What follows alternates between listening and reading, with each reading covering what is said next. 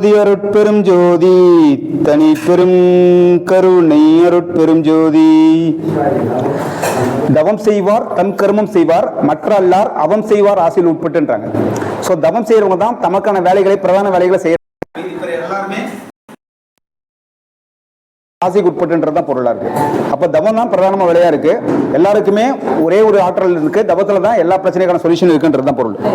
அதுதான் வந்து என்ன பண்றாங்க, உரிமையுடன் எனது திருமலரடி நினைக்கின்ற உத்தமத்தன் உறவு வேண்டும் சொல்றாங்க. அந்த தவம் செய்யறதுக்கான ஆற்றல் எங்க இருக்குன்னா, அந்த உரிமையுடன், அந்த ஒரு இறைவன் வேறு தாம் வேறு என்ற மாதிரி நம்ம என்ன நினைக்கிறோம், இறைவன் ஆற்றல் வெளியில இருக்கிறதா நம்ம நினைக்கிறோம். ஏன்னா நமக்கு அதுக்கான எந்தவித அனுபவமும் எந்தவித ஆற்றலும் நம்ம வந்து உணரல, எந்த அவத்திகளும் நம்ம வெளியே வர முடியல.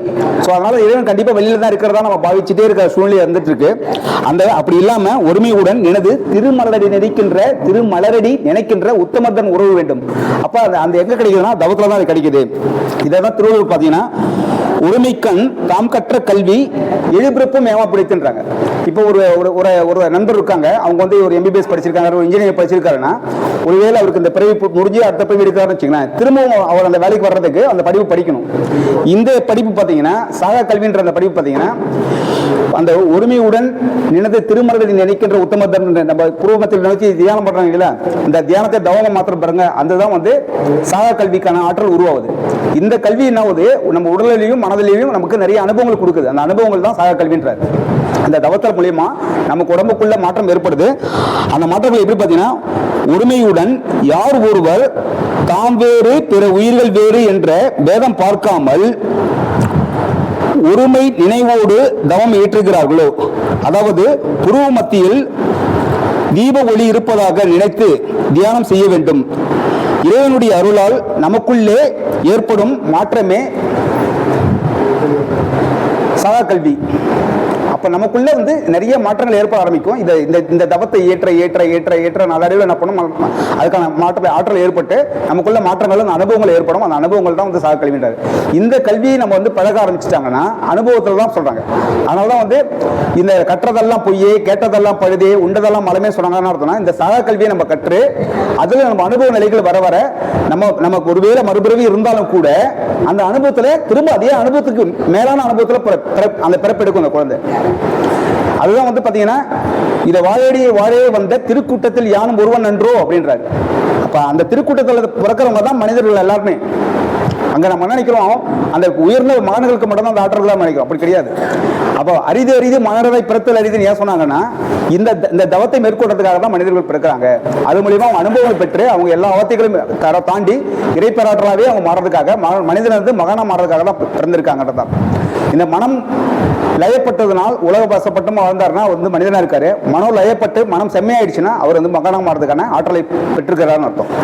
அதுக்காக தான் வந்து இந்த பயிற்சி எல்லாம் நம்ம கொடுக்கப்பட்டது. அதுதான் இப்ப நம்ம மனம் புத்துணர்ச்சி அடைந்து சீக்கிரம் தியான நிலை அடையிறதுக்கு நமக்கு உதவியா இருக்கும். இந்த பிராணாயாமா, யோகா பயிற்சி, மூச்சு பயிற்சி இதெல்லாம் எதுக்கு சப்போர்ட்டா இருக்கும் பாத்தீங்கன்னா, சீக்கிரம் மனம் ஒடுங்கிய நிலையில இப்ப நம்ம வந்து ஒரு வடலூர் போயிட்டு அந்த சன்னிதியில உட்காந்துட்டு அந்த பெருவெளியில் இருக்கீங்களா, ஐயாவுடைய அந்த ஒளி தீபாவளி காட்டுறாங்க இல்லைங்களா, அந்த இடத்துல உட்காந்து நம்ம தியானம் பண்றதுக்கும், ஒரு ஜீவ சமாதிக்கு உட்காந்து தியானம் பண்றதுக்கும், நம்ம சபையில உட்காந்து தியானம் பண்றதுக்கும், வீட்டுல உட்காந்து தியானம் பண்றதுக்கும் வித்தியாசம் மாறும்.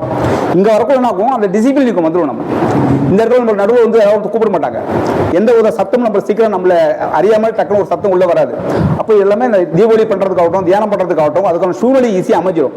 அதே மாதிரி அந்த குறிப்பிட்ட நேரம் வரைக்கும் நான் கண்டிப்பா பண்ணணும்ன்ற ஒரு கிளாஸ் ரூம் ஆக்டிவிட்டிஸ் மாதிரி நமக்கு ஒரு மன வலிமையோட நம்மளால முடியுன்ற ஆற்றலோட, சப்போஸ் முடியாதவங்க கொஞ்சம் சார்ந்து கூட உட்காந்து அட்டன் பண்ண ஆரம்பிப்பாங்க. போக போக போக உடல்நிலையும் மன வலிமை பெற அந்த ஆற்றல் தானா வந்து அந்த முதுகு தண்டு கழுத்து நேராக வச்சு நம்ம அந்த தியானம் பண்றதுக்கான சூழ்நிலை கிடைச்சிடும். அது கிடைக்க அந்த அனுபவங்களாம் நமக்கு வர ஆரம்பிச்சிடும். ஸோ அந்த பிராணாயாமம் மட்டும் பண்ண ஆரம்பிச்சுட்டு ஒரு 5 நிமிஷம் தியானம் பயிற்சி பண்ணலாமா, கண்ண மூடி நிலையில் பண்ணலாமா. 2 பிராணாயாமம் பண்ண போறோம். நாடி சுத்தி பிராணாயாமா, இன்னொன்று வந்து பார்த்தீங்கன்னா பிராமணி பிராணாயாமம், அந்த இம் சவுண்ட் பண்றது. ஓகேங்களா? கொஞ்சம் உங்களுடைய கம்ஃபர்டபுளான சூழ்நிலை, உங்களுக்கு கம்ஃபர்டபுள் சூழ்நிலை சப்பளம் போட்டு உட்காந்துக்கலாம். இல்லை காலை வந்து ஒரு காலை உள்ள வச்சு, ஆண்கள் பார்த்தீங்கன்னா ரைட் சைடு காலை வந்து மேலே வைக்கணும், ரைட் சைடு மேலே வைக்கணும். பெண்களை வந்து லெஃப்ட் சைடு வச்சா போதும். ஆண்கள் பார்த்தீங்கன்னா இப்படி வச்சுட்டு இந்த ரைட் சைடு காலமாக வைக்கணும். இது சுகாசனம்ன்றவங்க ரொம்ப சுகமான உட்காரதுக்காக தான். சப்பளம் போட்டு உட்காரது தான். இதெல்லாம் உட்கார முடியல பரவாயில்ல, சப்பளம் போட்டு உட்காரலாம், பத்மாசனம் உட்காரலாம், இதெல்லாம் உட்காரலாம். ஓகேங்களா? நம்ம மெயின் விஷயம் பார்த்தீங்கன்னா முதுகு தண்டு கழுத்தை நேராக வச்சுக்கணும். ரொம்ப ஸ்டிஃப் கிடையாது, ரொம்பவும் அப்படியே இப்படி கிடையாது. அப்படியே கம்ஃபர்டபுளாக நிமிர்ந்து நேராக உட்காரணும். முதுகு தண்டு கழுத்து உங்களுக்கு நேராக இருக்கிறதா நீங்கள் பார்த்துக்கணும். ஐயா உட்காந்துருக்காங்களா, ஐயா உட்காந்துருக்காங்க, அது மாதிரி தான். அம்மா உட்காந்துருக்காங்க பாருங்க. அம்மா மட்டும் கொஞ்சம் எஸ் கொஞ்சம் கம்ஃபர்டபுளாக தான் முக்கியம். அந்த கம்ஃபர்டபுள் தான் முக்கியமே. நீங்கள் ரொம்ப லைஸியாக ஃபீல் பண்ணக்கூடாது, ரொம்பவும் ஸ்டிஃபாக இருக்க மாதிரி ஃபீல் பண்ணக்கூடாது. ரொம்ப கம்ஃபர்டபுளாக முதுகு தண்டு கழுத்து நேராக வச்சுக்கணும். வச்சுக்கிட்டு ஒரு கையில் சின்முத்திரம் வச்சுக்கிறோம். நாடி சுத்தி பிராணாயாமாவுக்கு ரைட் சைடு நாசியில் க்ளோஸ் பண்ணிவிட்டு லெஃப்ட் சைடில் என்ன பண்ணுறோம், முதல் எக்ஸேல் பண்ணுறோம். மூச்சு வெளியே விடுறோம். ஒரு முறை கவனிச்சுட்டு 3 ரவுண்ட் பண்ணலாம். எல்லாம் சேர்ந்து கவனிங்க. எக்ஸேல் பண்ணிட்டேன், மெதுவாக இன்ஹேல் பண்ணுறேன், எக்ஸேல் பண்ணுறேன், வெளியே விட்ட சைடு திரும்ப இன்ஹேல் பண்ணுறேன். 3 செகண்ட்ஸ் எடுத்துட்டு 6 செகண்ட்ஸ் வெளியே விட போகிறேன். திரும்ப இன்ஹேல் பண்ணுறேன், க்ளோஸ் பண்ணிட்டு எக்ஸேல் பண்ணுறேன், திரும்ப இன்ஹேல் பண்ணணும், எக்ஸேல் பண்ணணும். பண்ணலாமா? புரியுதா? யாருக்கா டவுட் இருக்கா? இன்ஹேல் பண்ணுறோம், திரும்ப எக்ஸேல் பண்ணுறோம், இன்ஹேல் பண்ணுறோம், திரும்ப எக்ஸேல் பண்ணுறோம். ஒரு மூச்சு வழியா மூக்கு வழியா ஃபஸ்ட்டு லெஃப்ட் சைடில் என்ன பண்ணுறோம், வெளியே விட்டுட்டு இழுக்க ஆரம்பிச்சோம். இழுத்துட்டு ரைட் சைடு வெளியே மெதுவாக விடுறோம். திரும்ப விட்ட வழியே திரும்ப எடுக்கிறோம், திரும்ப லெஃப்ட் சைடு விடுறோம், திரும்ப விட்ட வழியே எடுக்கிறோம், ரைட் சைடு விடுறோம். ஓகேங்களா? அது 1:2 ரேஷியோ தான். 1:2னா 1 மடங்கு உள்ளே எடுக்கிறீங்க, 2 மடங்கு விடுறீங்க. எப்பயுமே உள்ளே எடுக்கல 1 மடங்கு, வெளியே விடக்கூட 2 மடங்கு. அந்த செகண்ட்ஸ் வந்து அவங்க கவுண்ட் தான். ஒருத்தவங்க 4 செகண்ட்ஸ் இருப்பாங்க, 8 செகண்ட்ஸ் வெளியே விடுவாங்க. 3 செகண்ட்ஸ் இருப்பாங்க, 6 செகண்ட்ஸ் வெளியே விடுவாங்க. அது அவங்களுடைய கவுண்ட் தான். ஒருத்தர் முடிக்கிற மாதிரி ஒருத்தர் முடிக்கணும் அவசியம் இல்லை. 3 ரவுண்ட் பண்ணலாமா? ரெடி? கண்கள் மூடி நிலையில பண்ணலாம். சின்முத்திரம் வச்சுங்க, நாசி முத்திரம் எடுத்துக்கங்க. Inhale,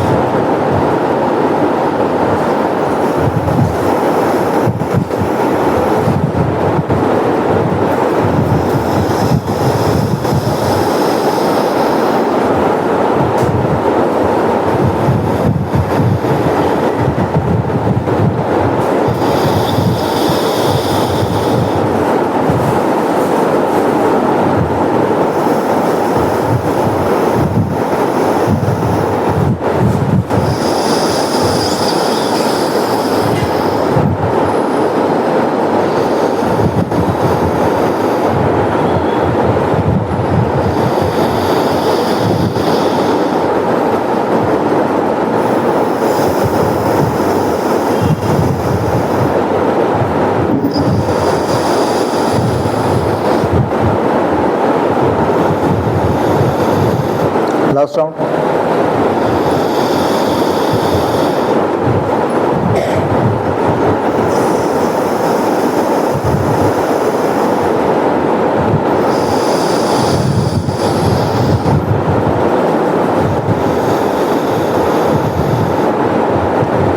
slowly open your eyes. இது ஒரு 9 ரவுண்ட் பண்ணலாம். மினிமம் 9 ரவுண்ட் பண்ணால் எஃபெக்டிவாக இருக்கும். இது வந்து நம்ம அந்த நாடி நரம்பு எல்லாம் பியூரிஃபிகேஷன் பண்ணி நமக்கு பிராணன் உடம்பு ஃபுல்லாக இருக்கணும். ரத்த ஓட்டம் ஃபுல்லாக நிறைய ஒரு ஃப்ரீ ஃப்ளோ இருக்கணும். அந்த பிராணவாயு வந்து கரெக்டாக வந்து ஒரு ஃப்ளோ இருந்துச்சுன்னா நமக்கு வந்து அந்த உடம்பு சோர்வு, அந்த ரொம்ப உட்காந்து நம்ம தியானம் பண்ணுற அளவுக்கு மனம் இருக்கத்தோட உடல் வலிகள்லாம் அந்த எல்லா பிரச்சனைகளும் சால்வ் ஆகிறதுக்கு சப்போர்ட் பண்ணும். அதனால இந்த 72 நாடி நரம்புகளும் பியூரிஃபை பண்ணக்கூடிய ஆற்றல் இந்த நாடி சுத்தி பிராணாயாமம் இருக்குது. இந்த பிராணாயாமம் பார்த்தீங்கன்னா உள்ள ரீங்கார சவுண்ட் சொல்கிறாங்க இல்லைங்களா, கிரியா யோகம் கூட கற்றுக் கொடுப்பாங்க. நம்ம பாபாஜியுடைய கிரியா யோகா கூட இதை சொல்லி தருவாங்களே. ஸோ இது பார்த்தீங்கன்னா வந்து இந்த மடல் இருக்கு பாருங்க, காது மடல். இந்த இடத்துல பார்த்தீங்கன்னா இந்த விரல, இந்த கட்ட விரலால் ரொம்ப அழுத்தக்கூடாது. நார்மலாக சும்மா மைல்டாக அப்படி அழுத்தினாலே போதும். வெளி சவுண்டு மைல்டாக கேட்கும். ஒரு 70% சவுண்டு கேட்காது, வெளி சவுண்டு மைல்டாக கேட்கும். அதான் அந்த ஸ்டேஜில் இப்படி வச்சு அழுத்திட்டு ஒரு விரல் பார்த்தீங்கன்னா சின்னல வச்சுக்கிறோம், இன்னொரு விரல் இந்த மேசை பகுதியில் மூக்கு மூட தேவையில்ல வெளியில் வச்சுக்கிறோம். ஒன்று கண்ணிலே ஒன்று நெத்திலையும் இப்படி வச்சுக்கிறோம். ஓகேவா? இது சண்முகி முத்ரா, அந்த முத்ராவுக்கு பேர். இது வச்சுட்டு மூச்சு என்ன பண்றோம், அப்படியே மெதுவா பிரீத் இன் பண்ணிட்டு பிரீத் அவுட் பண்ணக்குள்ள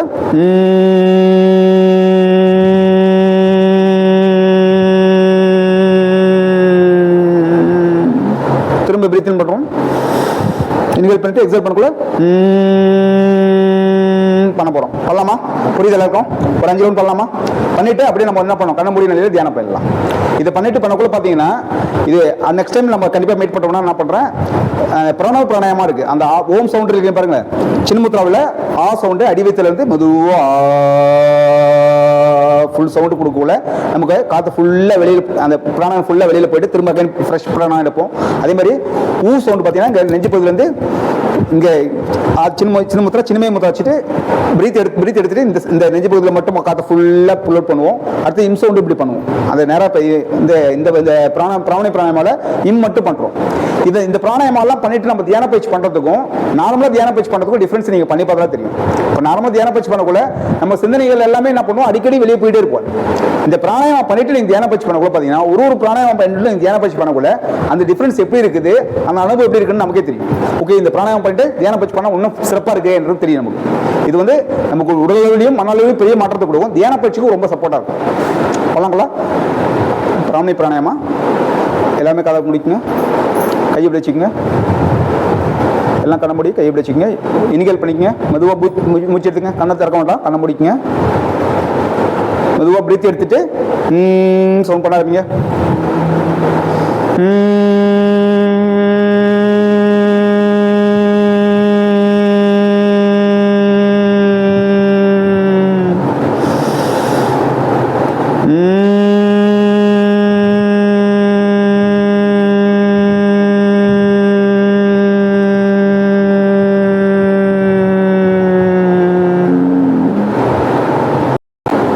கண்களை மூடி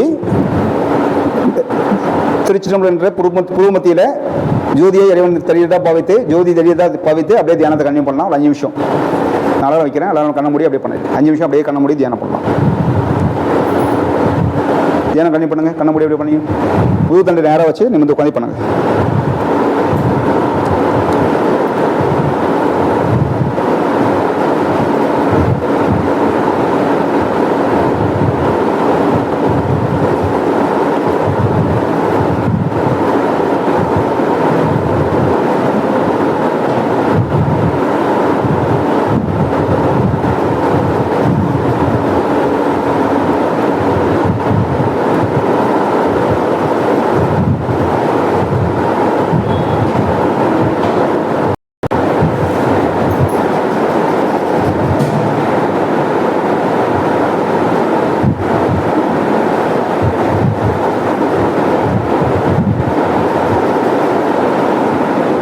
அருள் பெரும் ஜோதி தனி பெரும் கருணை அருள் பெரும் ஜோதி.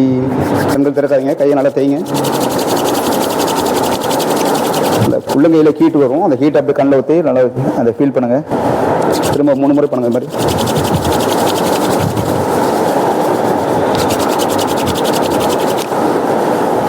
மெதுவாக கண்ணை திறந்து உள்ளங்கையை பார்த்து பிளம் பண்ணிட்டு கண்ணை திறங்க.